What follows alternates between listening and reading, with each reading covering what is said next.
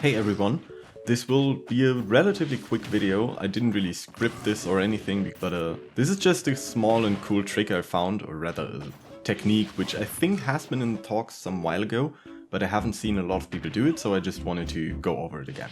And I think it's really cool and has quite some potential for me brawler, especially in some matchups, also some top tier matchups, because there are some things which are kind of not okay about doing this.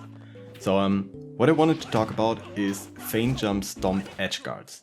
You can see it already in the background, and the idea is that FeintStomp is active for a really long time. Like half of the time you're going down during that animation you have a hitbox with anything. And you can also shorten it, you can lengthen it, you can change the timing on when you're gonna go for it. And that makes it really good for either edge guarding or even two-framing. You can see there are multiple outcomes for it. For example, if you get hit while doing it, you can usually just take the stage and recover, jump back to stage. It of course depends on the matchup, but it's not really a risk for that, so that's definite plus point. You can sometimes trade with someone, and that's also usually in your advantage. Of course depends on percent, but most characters are dead after such a trade. Or you just straight up beat some moves because the stomp hitbox is really weird and kind of large, but also not, so it can happen that or that way. And against teleport recoveries, for example, it's also very good because if you miss the timing, most likely you're gonna stomp off them, but it'll be like a phantom stomp. It's like a phantom footstool. So you footstool off them, you stomp off them, you can get to stage normally, but they will be invincible, just won't take any damage.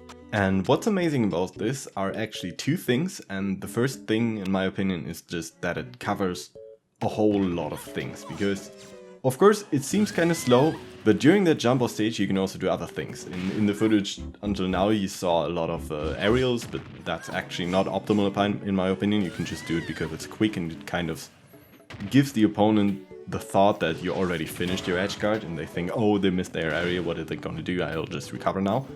But what you can also use is just shot put. If you buffer a full-up shot put, it actually gives you a really good timing for two-framing all kinds of recoveries, and it also covers high recoveries with like a double jump. You can see against Steve, if I were to predict that Steve is going for minecart here, I can just throw the shot put and minecart would hit it. And if he instead goes low and tries to recover in a regular angle with like Elytra, of course he can mix it up however he wants to, I still cover everything below that. So there's a lot of area covered with this method, which people usually don't expect you to cover. They either expect you to go for the deep shot put or deep forward air, but not to two-frame you at the same time.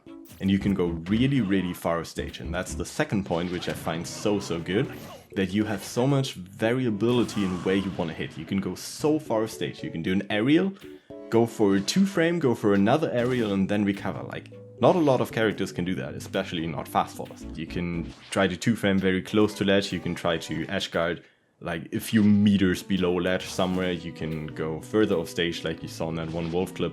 There's a lot of variability. So yeah, that's just a quick brawler tip, edge guard technique I wanted to show you real quickly. I'm sorry for the lack of uploads, but yeah, I've been kind of busy and I also don't play as much Smash anymore. I'm still coaching a lot. I probably won't stop that anytime soon, but Smash has kind of been a second priority at the moment. So yeah, I'll see you around.